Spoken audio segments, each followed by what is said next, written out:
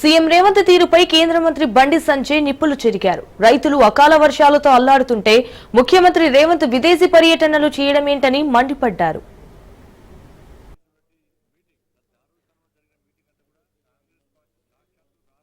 ఇక విష సర్పాల కంటే డేంజర్ మజ్లిస్ పార్టీ అని విమర్శించారు బండి సంజయ్. ముస్లిం ఓట్లు దండుకొని మైనార్టీలని మోసం చేసిన ఘనత ఎంఐఎం పార్టీకే దక్కుతుందన్నారు బండి సంజయ్. ఇక వక్ఫ్ బిల్లు వ్యతిరేకత పేరుతో సభలు పెట్టి రాజకీయాలు చేయడమేంటని నిలదీశారు.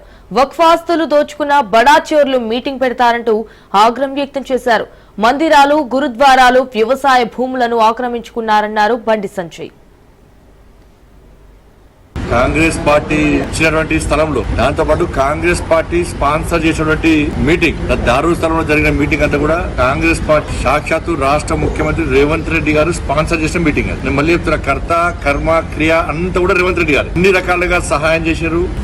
సవరణ బిల్లుకు వ్యతిరేకంగా మీటింగ్ పెట్టారు. ఈ మీటింగ్ ద్వారా వాళ్ళు సాధించింది చాలా పేద ముస్లింలతో కొట్టిన బడా చోర్లు అంతా కలిసి పెట్టిన మీటింగ్. అది మస్జిద్ కు మీటింగ్ పెట్టే హక్కు లేదు, అధికారం లేదు. ఇలా విష సర్పము తన పిల్లలను తానే తింటదట. అంతకంటే డేంజర్ మస్జిద్. వాళ్ళ ఒక మంచి ఆలోచనతోని ప్రధానమంత్రి నరేంద్ర మోడీ గారి నేతృత్వంలోని ఎన్డీఏ ప్రభుత్వం ఈ వక్ఫ్ సవరణ బిల్లు తీసుకొస్తే దానికి సహకరించి సమర్థించాల్సినటువంటి ఈ పార్టీ నేతలు ముస్లింల ముసుగులో ఇలా భారతీయ జనతా పార్టీని విద్వేషంతో విమర్శించే ప్రయత్నం చేస్తారు. దీన్ని మతం కోణంతో చూసే ప్రయత్నం చేస్తారు. త్రిబుల్ తలాక్ రద్దు చేసినప్పుడు కూడా దేశ వ్యాప్తంగా మత కలవలు జరగాలని చెప్పి కోరుకున్న పార్టీలు సంఘాలన్నీ ఆ రోజు ఏం చేయలేకపోయారు. ఈ రోజు కూడా నరేంద్ర మోడీ గారి ప్రభుత్వం పేద ముస్లింల గురించి ఇన్ని లక్షల కోట్లు దేశ వ్యాప్తంగా వక్ఫ్ సంబంధించి ఆస్తులుంటే దాని వల్ల పేద ముస్లిం కుటుంబానికి న్యాయం జరిగిందా? కాంగ్రెస్ పార్టీ